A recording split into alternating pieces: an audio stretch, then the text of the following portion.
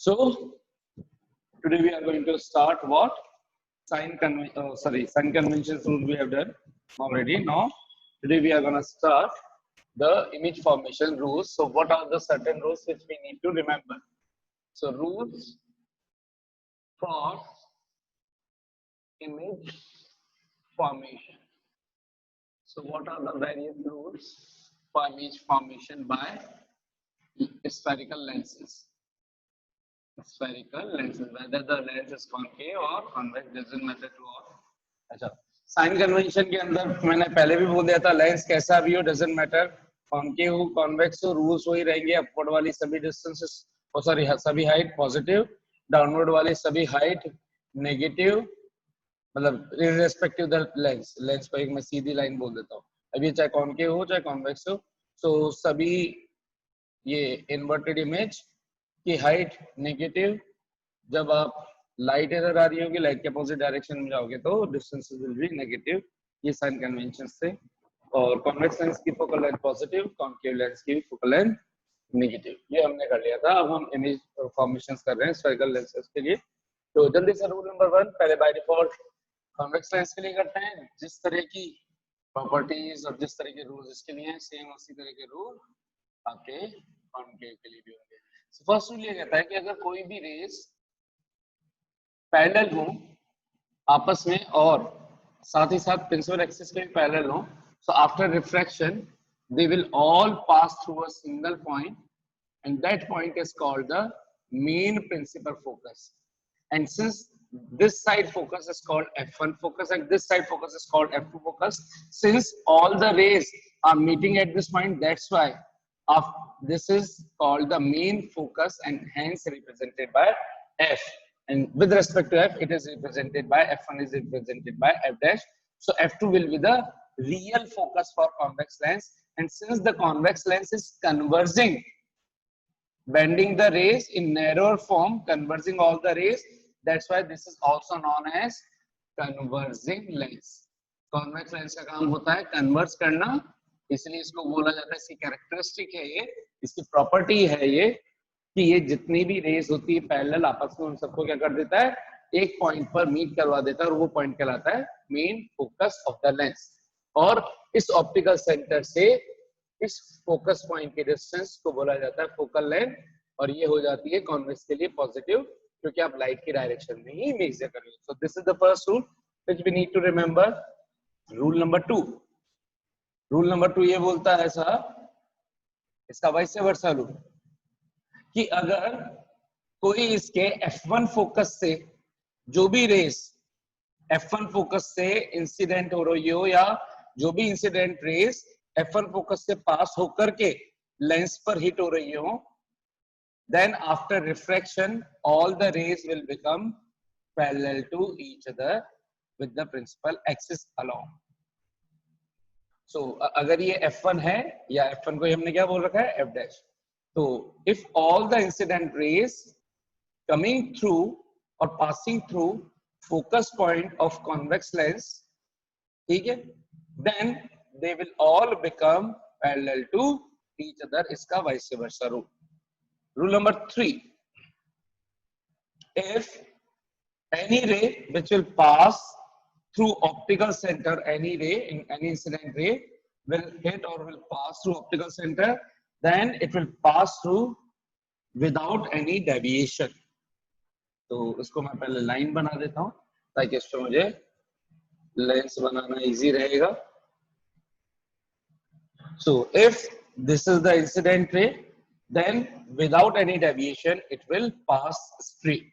तो ये कहीं बैंड नहीं होगी, without any deviation ये सीधी चली जाएगी for thin convex lenses. एक कंडीशन होती है, हालांकि आपके लेवल पे तो सिर्फ कॉन्वेक्स लेंस ही मिलेगा, तो लेकिन मैं इसलिए भी बोल देता हूँ क्योंकि बहुत सी बार क्या होता है, कोई कहते हैं कि सर नहीं कोई दूसरी बुक बोल दे तो उसमें तो ऐसा लिखा हुआ है कि तो थिन के लिए, तो इसलिए बता दिया भाई ये थिन कॉन्वेक्स लेंस के लिए. थिक के अंदर डेविएशन नहीं होता, बस बेंडिंग क्या हो जाती है 2 टाइम्स होती है कुछ इस तरह से. ये पहले एक बार अंदर रिफ्रैक्शन होगा, फिर ये इस तरह से होगा कि ये वाली और ये वाली रेस आपस में पैरेलल बनी रहेंगी. ठीक है, तो नो डेविएशन, ये यहाँ के लिए नहीं, इनफैक्ट कहाँ के लिए, ये यहाँ के लिए। तो ये यहाँ पे जब जाती है तो ये जानी चाहिए थी ऐसे, तो ये कुछ इस तरह से फाइनली रिफ्लेक्ट होगी कि इनिशियल और फाइनल रेज एक दूसरे के पैरेलल होंगी। कब, जब ये ऑप्टिकल सेंटर से पास हो रही हो। तो कोई भी रे जो इस तरह से आ रही हो, जो फाइनली अंदर के अंदर रिफ्लेक्ट होकर के ऑप्टिकल सेंटर से पास हो, तो वो आफ्टर रिफ्रैक्शन अगेन इस तरह से बाहर निकलेगी कि मान लीजिए इसी को लिया हुआ है ताकि कंफ्यूजन ना हो, तो इस तरह से बाहर निकलेगी कि ये इनिशियल और फाइनल इंसिडेंट रे एक दूसरे की क्या बनी रहे, पैरेलल। तो इसमें कोई रे अपने से बैंड हुई क्या, नहीं बैंड हुई। बैंड का मतलब होता है दोनों को ओवरलैप कर दो। अगर दो रेस को ओवरलैप कर दो और वो एक दूसरे से उनके इनिशियल पॉइंट से कोई एंगल बन रहा हो, तो इसको बोलेंगे डेविएशन, इसको बोलते हैं एंगल ऑफ डेविएशन डेल्टा। हालांकि ये भी आपके कोर्स में राइट ना होनी है इस जगह पर, ठीक है, बाद में इसको डिस्कस करूंगा, लेकिन क्योंकि बाद में प्रिज्म में डिस्कस करूंगा तो ध्यान रख लो, कोई भी जो एक्चुअल रे होती है, इनिशियल मैंने पहले भी बता दिया था कि इंसिडेंट रे, ये रिफ्रैक्टेड रे जो बैंड हो चुकी है, तो ये अपने एक्चुअल पाथ से कितना बैंड हुई है, इसको बोलते हैं क्या, angle of deviation. Angle of deviation delta, read क्या करते हैं इसको, डेल्टा। ठीक, अगर टू रेस पैरेलल है तो इनको एक दूसरे के ऊपर ओवरलैप करो, तो देखो ये एक दूसरे से कोई एंगल बनाएंगे नहीं। अगर ये टू रेस पैरेलल है तो एक के ऊपर एक रख दो, तो ये की यही सिचुएशन है। इसका मतलब हम बोलेंगे कि अगर कोई पैरेलल रेस है तो उसमें कोई एंगल ऑफ डेविएशन नहीं होता, यानी कि उसका एंगल ऑफ डेविएशन कितना रहता है, 0 डिग्री। तो यही इसको यहाँ पे बोला है थिन लेंसेज के लिए, क्योंकि दोनों लेंसेज की जो कर्व होते हैं वो इतने पास पास होते हैं कि अंदर के अंदर जो रिफ्लेक्शन हुआ उसका पता ही नहीं चलता। तो हम बोलते हैं ऑप्टिकल सेंटर से जो भी रे पास होगी that will pass through without any deviation, ठीक है, और विदाउट एनी रिफ्लेक्शन। तो मोर एप्रोप्रिएट वर्ड हुआ विदाउट एनी डेविएशन। तो डेविएशन वो नहीं हो रहा, इसका मतलब चाहे वो पैरेलल हो चाहे ओवरलैप हुई भी हो, दोनों का मतलब डेविएशन 0 है। ये हो गए हमारे rule 3 rules are for image formation. और रूल 4 को मान लो इसको आप, या आप इसको कॉन्सेप्ट मान लो कि जब भी कोई रे हम इनफाइनाइट से लेकर के आएंगे, यानी कि if the object is placed infinite, तो जैसा हमने मिरर के अंदर किया था, all rays will be parallel, और पैरेलल होते ही ये वाला रूल फॉलो हो जाएगा। तो रूल नंबर 4 है, इनफाइनाइट से जो भी रेज आएंगी all should be, all rays coming from infinite, all rays coming from infinity should be parallel to each other, parallel to each other, एक दूसरे के पैरेलल होनी चाहिए। वो प्रिंसिपल एक्सिस के पैरेलल हो ना हो, लेकिन इनफाइनाइट से आ रही हैं तो वो एक दूसरे के पैरेलल होंगे। अच्छा, ये रूल भी समझा देता हूं। अगर कुछ इंसिडेंट रेस जो एक दूसरे के पैरेलल तो हैं लेकिन किसके पैरेलल नहीं है, अच्छा ये कहां तक, रिफ्लेक्शन करवाते टाइम ध्यान रखना है, ये जो ऑप्टिक एक्सिस होती है यहीं तक लेकर के आओ, उसके बाद ही बैंड करेंगे। आप देख रहे हो कि मैं यहाँ अंदर तक मिड में लेकर के आता हूँ और फिर उसके बाद बैंड कर देता हूँ। तो इसको ध्यान रखना कि आपको रेज यहां तक लेकर के आनी है समझाने के लिए एग्जामिनर के हिसाब से, और इसके बाद रिफ्लेक्शन करवाना है। So whenever the rays which are parallel to each other, this is incident ray 1, this is incident ray 2, incident ray 3, all are parallel to each other but not parallel to the principal axis, then they will bend in such a way that they will be lying in a focal plane. और focal plane क्या होता है, अगर ये सीधी होती तो ये सीधी होती, तो ये कहां पर मीट हो रही होती, ये मीट हो रही होती साहब यहां पर, इस जगह पे। तो फोकल प्लेन क्या है, एक ऐसा प्लेन जो प्रिंसिपल एक्सिस के परपेंडिकुलर है, ये वाला प्लेन जहां पे मेन फोकस है। तो इस फोकस पॉइंट के ऊपर नीचे कहीं पे भी इमेज बन सकती है, ठीक है, तो इसको बोलते हैं फोकल प्लेन।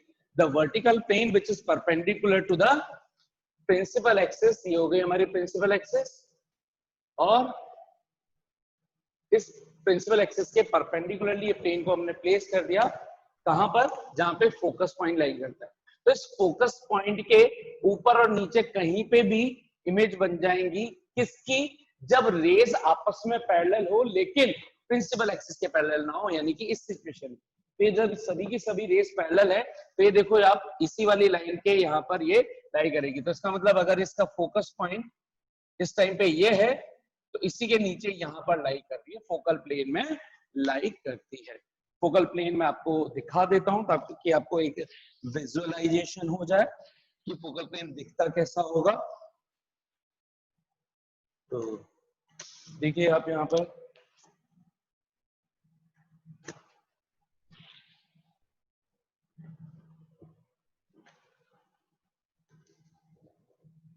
तो ये देखिए आप यहाँ पर ये वाली जो सिचुएशन है इसको हटाते हैं। तो ये हो गई आपके प्रिंसिपल एक्सिस, ये व्हाइट वाली जो मार्कर लाइन है तो प्रिंसिपल एक्सिस, इसके इस जगह पे फोकस पॉइंट है इस जगह पर। तो यहाँ पर लेंस रखा होगा इस ये वाला, तो ये वाली जो पैरेलल रेज आ रही है उन सबको फोकस इस जगह पे करवा रहा है। तो इस फोकल प्लेन में या तो यहाँ पर या यहाँ पर इमेज बनेगी। अगर रेज आपस में ऐसे पैरेलल आ रही हैं तो रिफ्रैक्शन के बाद वो सब इसी प्लेन पे कहीं ना कहीं पर मीट होंगी, इसको बोलते हैं क्या, फोकल प्लेन। ठीक है, so these are the rules to form the images by the convex lens. ठीक है, इसी तरह से नेक्स्ट हम जो बात करते हैं वो करते हैं किसके लिए, कॉनकेव के लिए। कॉनकेव के लिए भी रूल्स आर सेम, बस उसके इसके अंदर रेज आर मीटिंग एक्चुअली और उसमें मीट होते हुए नजर आएंगी। तो देखो कैसे, सबसे पहले हमेशा ध्यान रखना है कि जो कॉनकेव लेंस है वो कैसा लेंस है, डाइवर्जिंग लेंस है। उसका काम है रेज को स्प्रेड करना। Just 1 second, let me fill the. तो कॉनकेव लेंस के रूल से पहले हमको उसकी नेचर पहले से पता होनी चाहिए। मैंने आपको पहले भी बताया हुआ है कि ये कॉनकेव का शेप ये वाला होता है, किनारों से एजेस से ब्रॉड और बीच में से थिन, और इसका काम क्या होता है, रेस को डाइवर्स करना। तो इसकी सबसे फर्स्ट रूल अगर मैं बोलूं तो रूल क्या होता है कि जब भी इंसिडेंट रेस होंगी पैरेलल और प्रिंसिपल एक्सिस के भी पैरेलल हो और आपस में भी पैरेलल हो, तो जो रेज होंगी वो आफ्टर रिफ्रैक्शन इस तरह से ये लेंस डाइवर्स करेगा, यानी कि इस तरह से स्प्रेड करेगा कि सभी की सभी एक किसी पर्टिकुलर, पीछे एक्सटेंड कर दूं तो सभी की सभी एक पर्टिकुलर पॉइंट से मीट होती हुई नजर आएंगी आपको। बैठिए सर, 2 मिनट बैठिए।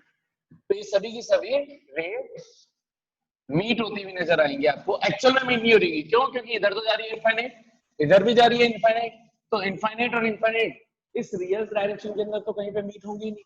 कहां पे मीट होंगी, इसको अगर मैं पीछे एक्सटेंड कर दूं तो किसी वर्चुअल पॉइंट पर, ये एक्चुअल में आ नहीं रही है क्योंकि रेस तो यहां से आई थी, इधर ट्रांसफर होकर के रिफ्रैक्ट होकर के ये इनफाइनाइट तक जा रही है। तो इसको अगर पीछे एक्सटेंड किया जाए, ऐसा सोचा जाए, let us imagine that these are meeting, these are about to meet or these are appear to meet through a particular point. That point is called the main focus of which lens, concave lens. So this is the main focus of concave lens, and that's why, since we have already discussed, the main focus is always f2. That's why this should be the f2. So f2 or f with respect to this, the another f1 should be in the opposite direction. That means this will be the f dash. So remember always, the main focus for concave and convex both would be in the opposite direction to each other. दोनों एक दूसरे की किस direction में होंगे, opposite direction के अंदर होंगे। तो इसका f1 इधर, उसका f2 इधर था, तो इसका f1 इधर, तो उसका f2 जिधर था उसके अपोजिट में। तो दोनों के मेन प्रिंसिपल फोकस एक दूसरे की अपोजिट डायरेक्शन में। Since this side is called virtual side and this side is called the real side. Trick I have already given you. What is the trick here?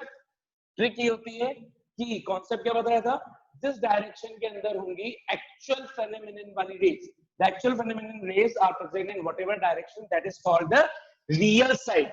So that's why actual rays, actual refracted rays are present in this side. That's why this side should be known as real side, and opposite to it should be known as virtual side. Virtual hogi, then whatever point would be lying in the virtual side should be known as virtual focus. Hence, we can say this point is lying in the actual phenomenon rays, that is refracted rays are actually present in this side, that is real side. Hence, the main focus of convex lens is a real focus. Besides, the focus, main focus of concave is virtual focus, since the point P is lying in this direction, virtual direction, virtual side. Got it? तो इसका काम है diverse करना. That's why this lens is also known as diverging lens. इसके 2 rules बता करके मैं break लेता हूँ, ठीक है? So rule number 1 ये हो ही गया. This is just the same rule as we have discussed in the convex lens. Rule number 1: whenever all the incident rays are parallel to each other as well as the parallel to the principal axis, then the rays should actually meet through a point that is called the focus point. Here, whenever all the rays are parallel to each other as well as parallel to the principal axis, then it should diverge the rays in such a way that they should appear to pass through or appear to come through from a point which is called main focus of the lens. Rule number 2, vice versa, just like that. अब इसमें ध्यान रखना, बहुत से बच्चे क्या गलती करते हैं, ये maximum time. If the rays are coming from focus, then they should become parallel. So what they do in that way. ये ray आई parallel, pass हो रही है इससे, and they should become parallel. No.